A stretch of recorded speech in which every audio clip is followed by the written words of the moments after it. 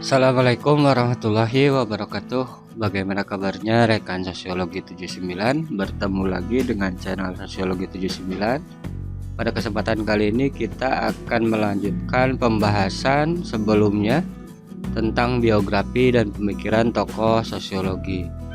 Kali ini kita akan mencoba untuk melihat tokoh sosiologi yang ketiga, ya, tokoh raksasa sosiologi, ya. Yang ketiga yaitu Karl Marx.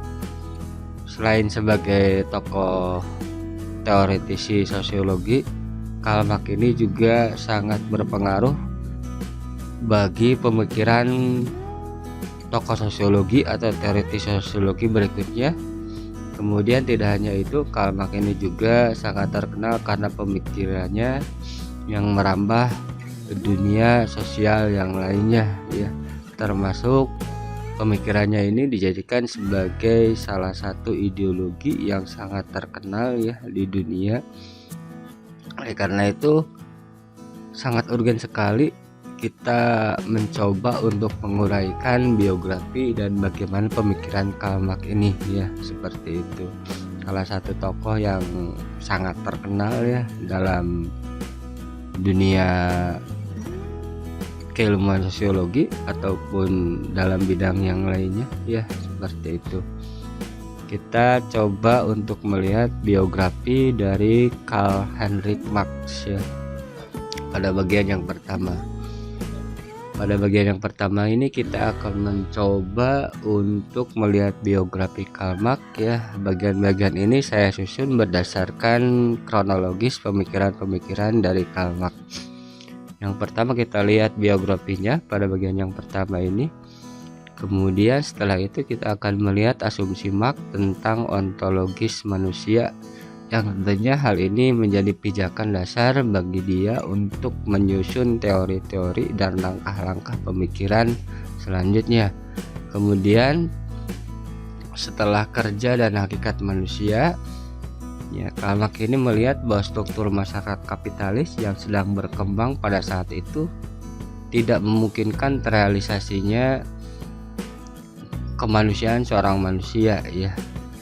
Jadi terdapat banyak sekali belenggu yang justru menghalangi terwujudnya kesejatian atau hakikat manusia itu sendiri, ya, dalam struktur masyarakat kapitalis. Kemudian pada bagian kedua kita akan mencoba melihat analisis Marx bagaimana manusia dalam masyarakat kapitalis tersebut terbelenggu kebebasannya yang dia sebut sebagai teori alienasi. Setelah itu Marx ini merumuskan konsepnya tentang determinisme ekonomi, ya, hukum dari perkembangan ekonomi, yang dia berasumsi bahwa kehidupan sosial ini, ya, dicirikan oleh cara produksi, ya, dari kegiatan ekonomi, dan perkembangan ekonomi ini pada gilirannya menentukan bentuk masyarakat berikutnya. Dan yang terakhir, Karl Marx mencoba untuk memberikan solusi, ya, terhadap keterbelengguan atau ketidakbebasan manusia dalam masyarakat kapitalis, ya, dari determinisme ekonominya dalam bentuk teori revolusi atau dalam sosiologi dikenal sebagai teori konflik sosialnya Karl Marx, ya. Jadi bagian-bagian ini saya susun berdasarkan kronologis pemikiran Marx dari awal, dari dasar sampai kemudian dia merumuskan teori tentang masyarakat komunisnya melalui teori revolusi sosial atau yang kita kenal sebagai teori konflik sosial Karl Marx. Baiklah, kita mulai saja pemaparannya. Karl Marx lahir di Trier, Prusia pada 5 Mei 1818. Kedua orang tuanya berasal dari keluarga rabi, ya, masih keturunan agamawan dari kalangan Yahudi. Pada tahun 1841 Karl Marx menerima gelar doktornya di bidang filsafat dari Universitas Berlin, yang sangat dipengaruhi oleh Hegel dan para Hegelian muda. Jadi Marx ini pemikirannya sejak awal sangat dipengaruhi oleh pemikiran atau teori sejarahnya, teori realisasi kemanusiaan seorang manusia ya, atau teori realisasi kebebasan masyarakat yang dikemukakan oleh Hegel ya, J.W.F. Hegel ya, seorang teoretisi sejarah yang berpengaruh ketika itu. Dan para Hegelian muda ini maksudnya Hegelian sayap kiri ya, yang menolak penafsiran dari filsafat Hegel yang dikemukakan oleh tokoh yang berseberangannya atau kaum yang berseberangannya, yaitu Hegelian sayap kanan, yang bersifat mendukung dari teori Hegel ini, namun bersikap kritis terhadap guru mereka ya, yang dianggap terlalu condong ke kanan gitu ya. Disertasi Marx adalah suatu risalah filosofis yang kering ya. Disertasi salat doktoralnya ini merupakan salah satu risalah filosofis yang kering. Kalau tidak salah, beliau Karl Marx ini melihat teori materialisme nya Epicurus ya, salah satu filosof Yunani ya, tetapi benar-benar mengantisipasi banyak dari idenya di kemudian hari. Meskipun kering ya teori dari disertasi Marx ini, risalah dari filosofis disertasi Marx ini, tapi kemudian ternyata mewarnai pemikirannya di kemudian hari. Seperti itu, sangat menjadi dasar atau sangat mempengaruhi pemikiran atau idenya di kemudian hari. Ini Terror-Leyland, Jerman ya, tempat kelahiran Marx, kemudian tokoh yang mempengaruhi Marx, Hegel, dan Universitas Berlin di Jerman. Setelah lulus Marx menjadi seorang penulis untuk sebuah koran yang liberal radikal ya, dan dalam 10 bulan dia telah menjadi kepala editorialnya. Akan tetapi karena pendirian politisnya, koran ini tutup oleh pemerintah tidak lama kemudian. Esai-esai awal yang diterbitkan di dalam periode ini mulai mencerminkan sejumlah pendirian yang akan menuntun Marx di sepanjang hidupnya. Ya, ini esai-esai awal setelah lulus dari perkuliahannya, beliau menjadi kepala editorial dan penulis dari jurnal liberal, sebuah koran liberal radikal. Kalau tidak salah, koran itu bernama Renais Zeitung ya. Karena pendirian politisnya, kemudian koran tersebut ditutup oleh pemerintah pada waktu itu. Nah, ini artikel by Karl Marx in Renais Zeitung 1842 sampai 1843. Koran liberal radikal ya. Pendirian itu dibubuhi secara liberal dengan prinsip-prinsip demokratis, humanisme, dan idealisme anak muda. Dia menolak keabstrakan filsafat Hegelian, mimpi yang naif para komunis utopian, dan menolak para aktivis yang sedang mendasarkan hal yang oleh Marx dianggap sebagai tindakan politis prematur. Dalam menolak para aktivis tersebut, mendasar bagi pekerja. Jadi dia menganggap gerakan-gerakan politis pembebasan ketika itu sangat prematur atau terlalu dini karena tidak mengikuti hukum dari perkembangan masyarakat. Mungkin maksudnya seperti itu. Dan dia sangat menolak filsafat Hegel yang bersifat abstrak atau idealisme ya, atau pada tataran idealisme, namun tidak aplikatif dalam kehidupan sosial ketika itu ya, seperti itu. Ya, ini Karl Heinrich Marx 1875.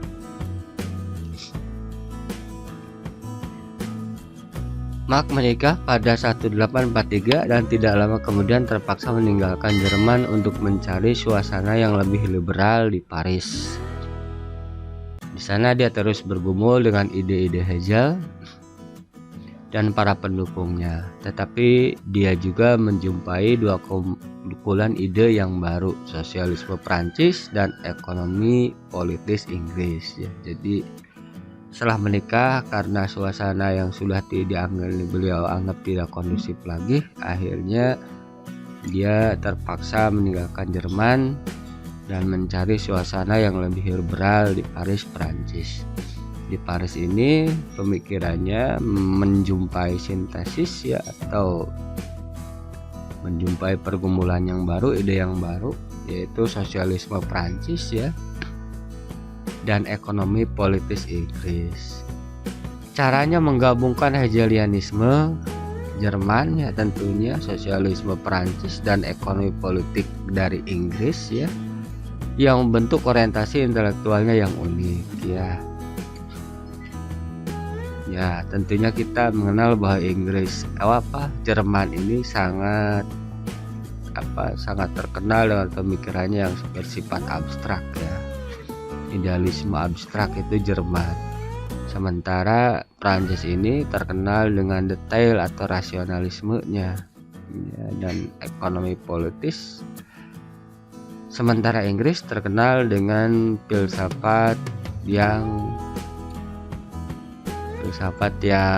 ini ya, yang empirisnya. Jadi idealisme, kemudian rasionalisme dan empirisme bertemu dalam satu sintesis dari pemikiran intelektual.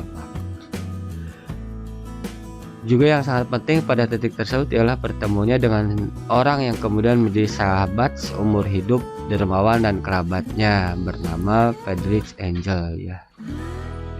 Engels ini salah satu dari sahabatnya yang kemudian turut menjadi teman karib dia ya, membantu dia ya seumur hidupnya ya, seperti itu, mendukung ide-ide dan pemikiran dari Karl Marx. Ini Karl Marx dan Johanna Bertha Giuliani Jenny von Westphalen, istrinya. Banyak rasa iba Marx terhadap kesengsaraan kelas pekerja berasal dari pembukaan dirinya kepada Engels dan ide-idenya.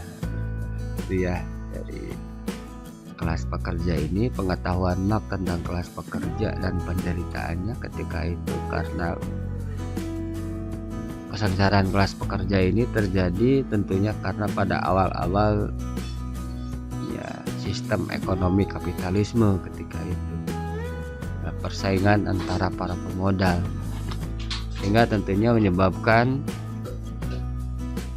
kelas pekerja ini menjadi kelas yang diperas ya untuk perlombaan persaingan tersebut atau kompetisi antar para kapital. Pada tahun 1844, Engels dan Marx melakukan percakapan yang panjang di sebuah kafe yang terkenal di Paris dan meletakkan dasar-dasar bagi hubungan mereka yang berlangsung seumur hidup ya. Pada tahun berikutnya, Engels menerbitkan suatu karya yang terkenal ya, Engels ini, The Condition and the Working Class in England ya. Kondisi dari para pekerja, kelas pekerja di Inggris ya, yang tentunya ketika itu sangat mengkhawatirkan karena tentunya pada awal belum adanya perbaikan regulasi ya mengenai kelas pekerja atau pada tahap awal kapitalisme, yang tentunya sangat terkenal dengan teori upah besinya dari David Ricardo ya, seperti itu ya. Ini Friedrich Engels. Selama periode tersebut, Marx menulis sejumlah karya yang sulit dimengerti, banyak yang tidak diterbitkan semasa hidupnya, termasuk The Holy Family ya, keluarga suci 1845 1956, dan The German Ideology ya 1845 1846 1970. Keduanya ditulis bersama Engels ya. Tetapi dia juga menulis The Economic and Philosophical Manuscript of 1844 ya, 1932 1964 yang membayangkan pergulatannya kelak yang kian meningkat ke arah ekonomi ya. Dalam The Economic and Philosophical Manuscript ini banyak mengulas tentang hakikat manusia ya. Pandangannya lebih bersifat humanis ya, kemudian beliau rubah ke pandangan filosofis berikutnya. Nah, ini The German Ideology dan The Economic Philosophical Manuscript ya, karya-karya dari Karl Marx.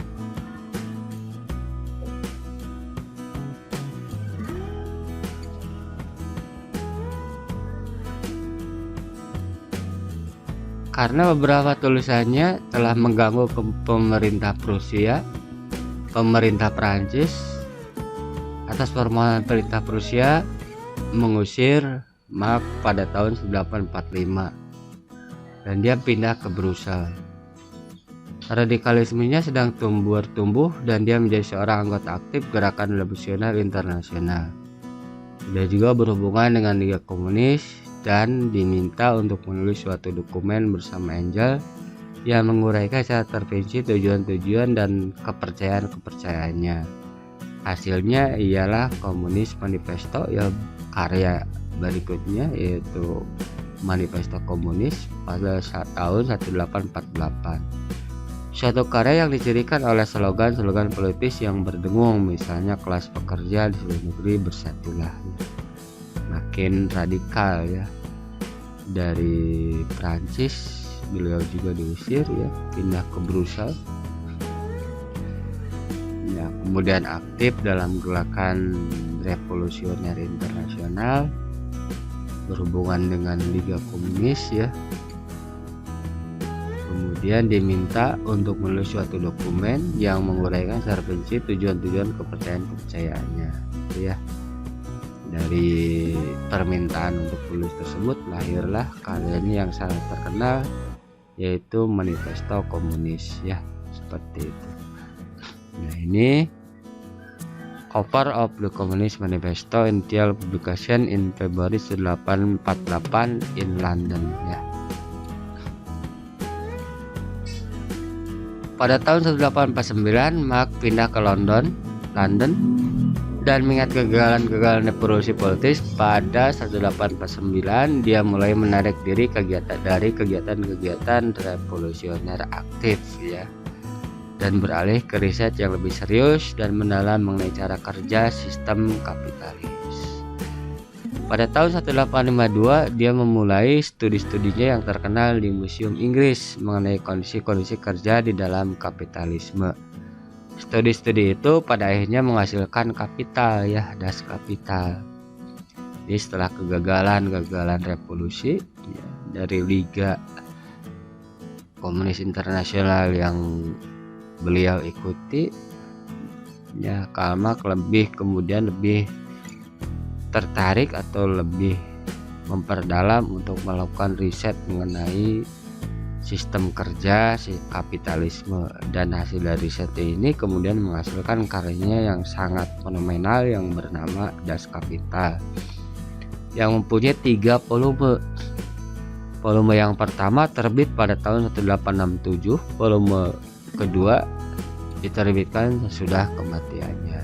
Ya, ini Das Kapital ya, dan di dalamnya banyak mengulas tentang bagaimana kapital atau cara kerja dari modal ya, dalam struktur atau sistem kapitalisme. Dia hidup dalam kemiskinan selama tahun-tahun tersebut, berhasil bertahan hidup hanya dengan penghasilannya yang kecil dari tulisan-tulisannya dan dari dukungan Engels, sahabatnya. Pada tahun 1864, Marx menjadi terlibat kembali dalam kegiatan politis dengan bergabung dengan Internasional ya, bergabung kembali kemudian dengan Gerakan Internasional Komunisme, suatu gerakan internasional para pekerja. Dia segera mendapat keunggulan di dalam gerakan itu dan mencurahkan waktu selama bertahun-tahun untuknya. Nah, ini Karl Marx and the PES internasional pertama ya, KAMAK dan internasional, gerakan kelas pekerja internasional yang pertama. Dia segera mendapat ketenaran dalam pergerakan itu, baik sebagai seorang pemimpin internasional dan sebagai pengarang kapital ya. Akan tetapi perpecahan internasional pada tahun 1876, kegagalan berbagai revolusioner dan penyakitnya meminta korban pada Mark gitu ya. Istrinya Jenny ya wafat pada 1881, diikuti dengan putrinya 1882, dan Mark sendiri meninggal pada tanggal 14 Maret 1883 berturut-turut ya, seperti itu. Ya, ini The Tomb of Karl Marx ya, pemakaman Karl Marx. Ya itu ya, jadi dari sisi biografi kehidupannya tidak berjalan mulus ya, tapi dia sangat terkenal ya, sangat terkenal sekali. Pemikirannya sangat berpengaruh dalam dunia keilmuan maupun dalam kehidupan bermasyarakat dan bernegara. Karl Heinrich Marx ya, itu sekilas dari biografinya. Kemudian kita akan mencoba memasuki pemikirannya. Bagian yang pertama yaitu tentang kerja dan hakikat manusia. Kita akan mencoba melihat asumsi Marx tentang manusia dan struktur-struktur masyarakat kapitalis. Lah kita mulai saja, kerja dan hakikat manusia. Kerja dan hakikat manusia. Ini ya asumsinya, sifat esensial, spesies dan potensi manusia terkait erat dengan kerja gitu ya. Jadi sifat dari kemanusiaan seorang manusia itu terrealisasi dari kerja yang dia lakukan gitu ya, karena dengan cara bekerja dia mewujudkan potensi dirinya.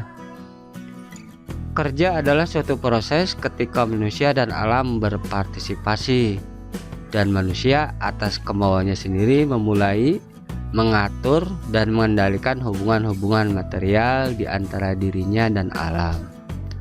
Oleh karena itu, dengan bertindak kepada dunia luar dan mengubahnya, manusia sekaligus mengubah hakikatnya sendiri. Hasil akhir dari setiap proses kerja, pekerja memperoleh hasil yang semula ada di dalam imajinasinya.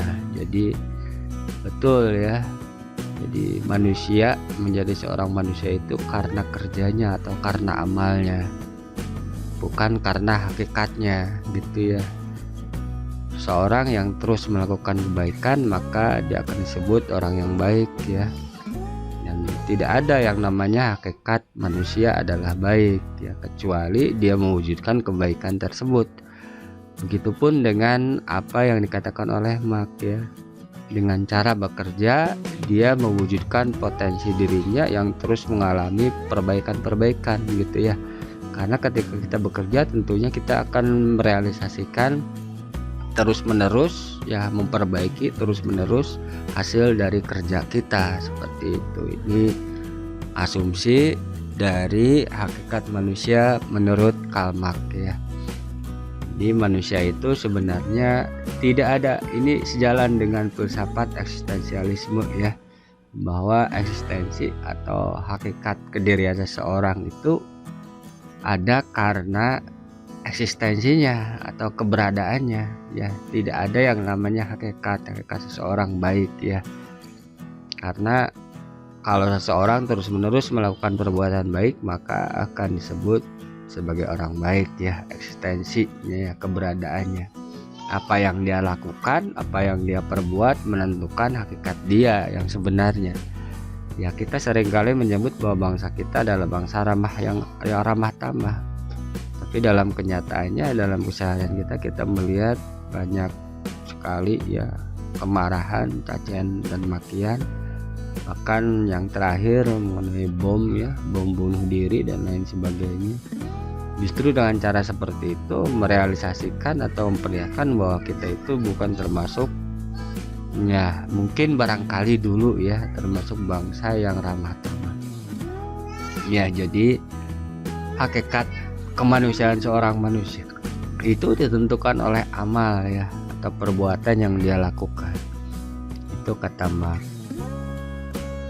Kerja dan sejarah gitu ya.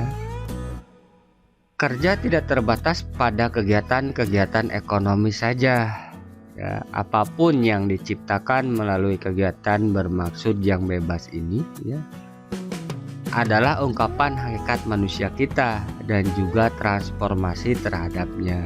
Jadi dengan cara kita bekerja tentunya mewujudkan apa yang menjadi imajinasi kita ya, dalam pikiran kita.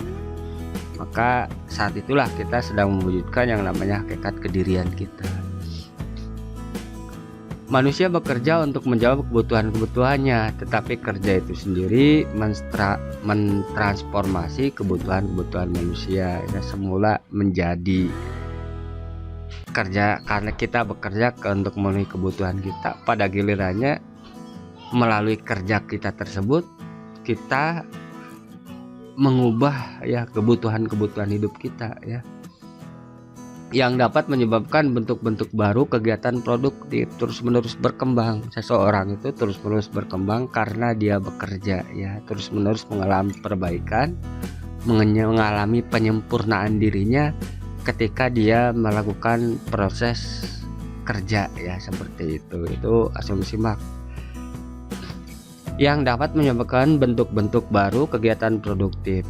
Transformasi kebutuhan-kebutuhan manusia melalui kerja inilah mesin sejarah manusia. Jadi Marx mengasumsikan bahwa dengan manusia bekerja ya, kemudian terjadi proses perubahan sejarah menuju ke arah yang lebih baik ya, peradaban ke arah yang lebih baik ya, melalui kerja ya. Ini terbukti ya, dari mulai berburu, masyarakat berburu, bercocok tanam, terus mengalami perbaikan terus menerus.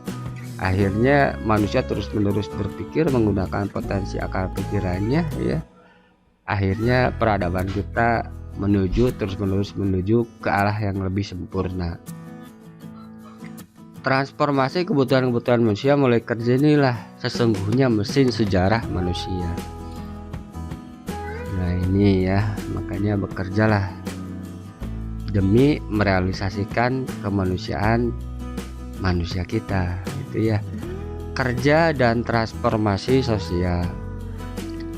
Kerja merupakan suatu kegiatan sosial ya, karena membutuhkan orang lain tentunya ya. Banyak sekali pekerjaan yang tidak bisa kita kerjakan dengan cara sendirian tentunya karena keterbatasan kita.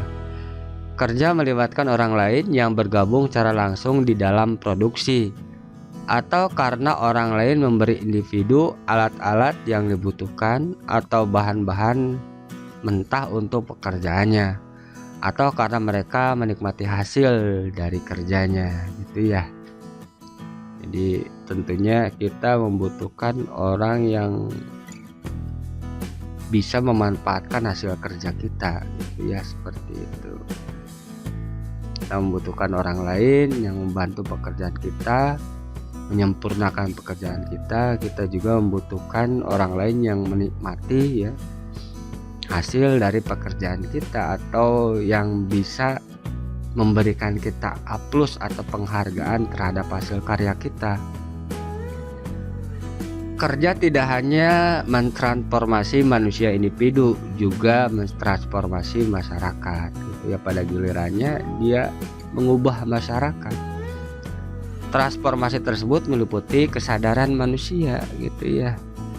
Akibatnya transformasi individu melalui kerja dan transformasi masyarakat tidak dapat dipisahkan satu sama lain gitu ya, seperti itu.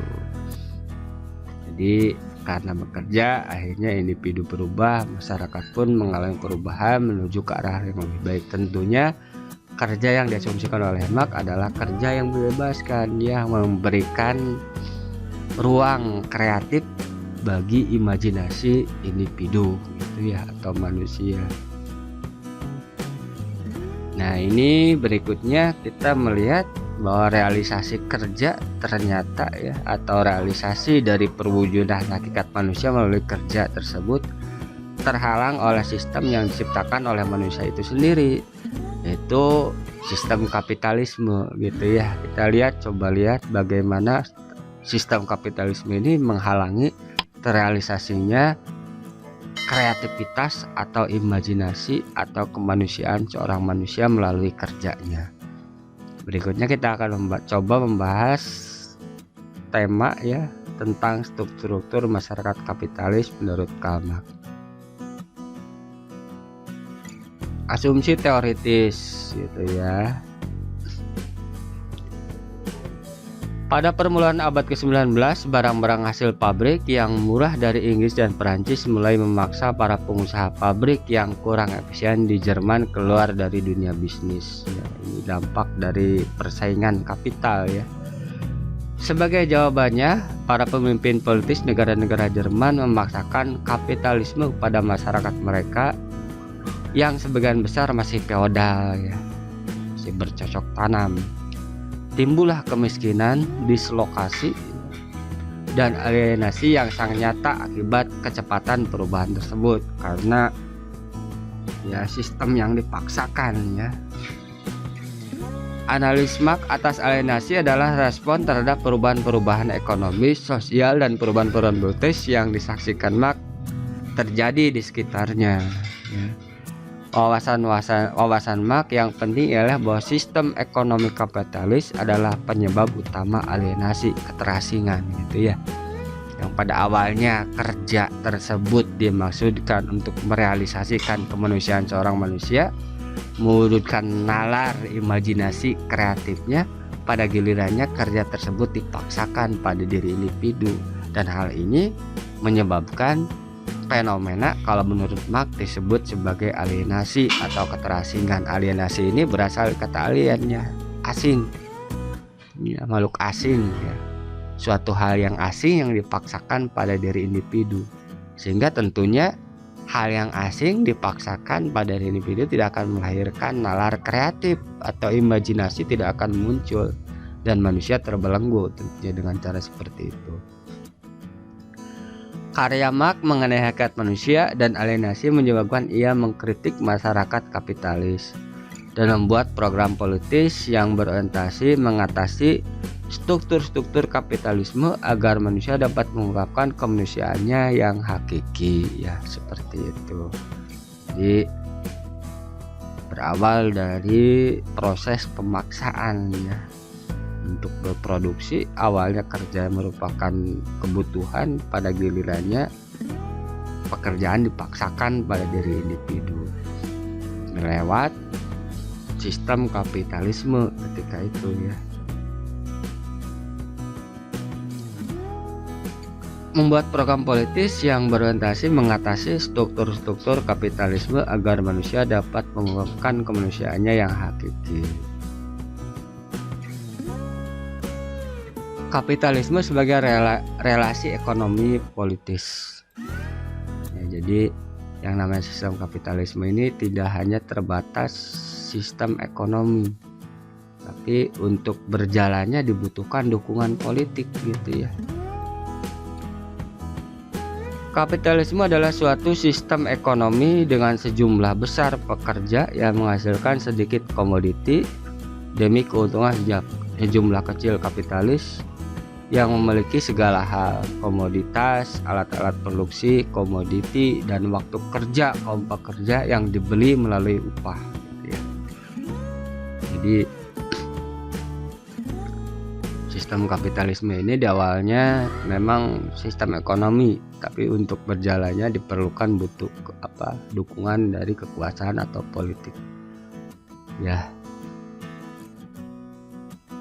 Kapitalisme adalah suatu sistem ekonomi dengan sejumlah besar pekerja yang menghasilkan sedikit komoditas demi keuntungan, hanya keuntungan sejumlah kecil pemodal ya. Dan pada awalnya kerja merupakan realisasi hak manusia, kemudian menjadi kerja upahan. Kapitalisme jauh daripada sekedar sistem ekonomi. Kapitalisme juga adalah sistem kekuasaan, kan ya. Rahasia kapitalisme ialah bahwa kekuasaan politis telah diubah menjadi relasi-relasi ekonomi gitu ya. Mungkin sangat kita rasakan sekarang ya, bahwa kekuatan politis atau kekuasaan yang ada dalam masyarakat pada gilirannya sangat ditentukan oleh uang ya, keberadaan uang atau relasi ekonomi. Kaum kapitalis mampu memaksa para pekerja melalui kekuasaan mereka untuk memecat para pekerja menutup pabrik gitu ya. Oleh karena itu, kapitalisme bukannya sistem ekonomi, ia juga adalah suatu sistem politis. Suatu cara melaksanakan kekuasaan dan suatu proses untuk mengeksploitasi para pekerja. Nah, ini revolusi struktural. Dalam suatu sistem kapitalis, ekonomi tampak sebagai suatu kekuatan alamiah. Jadi orang menganggap ini memang harusnya seperti ini gitu ya. Orang-orang diberhentikan, upah dikurangi, dan pabrik-pabrik ditutup karena ekonomi. Kita tidak melihat peristiwa-peristiwa itu sebagai hasil keputusan-keputusan sosial atau politik gitu ya. Jadi orang itu diberhentikan, dipekerjakan, diupah, upahnya kurang, itu semata-mata karena permintaan dan penawarannya, bukan karena keputusan sosial atau politik. Tujuan Marx ialah membuat struktur sosial dan politik ekonomi lebih jelas dengan menyiapkan hukum pergerakan ekonomi masyarakat modern. Selanjutnya, Marx bermaksud menyingkapkan kontradiksi-kontradiksi internal yang diharapkan akan mentransformasi kapitalisme secara tidak terhindarkan. Jadi Marx melihat semacam hal yang bertentangan dalam sistem kapitalisme ini secara internal gitu ya, hal yang bertentangan sehingga menyebabkan keruntuhannya. Nah, ini sudah selesai struktur masyarakat kapitalisme. Pada bagian berikutnya kita akan mencoba, bagian yang kedua akan mencoba melihat ide atau gagasan Marx tentang teori alienasi, kemudian determinisme ekonomi, dan teori konflik sosialnya. Ya, untuk kesempatan kali ini saya cukupkan sekian. Assalamualaikum warahmatullahi wabarakatuh.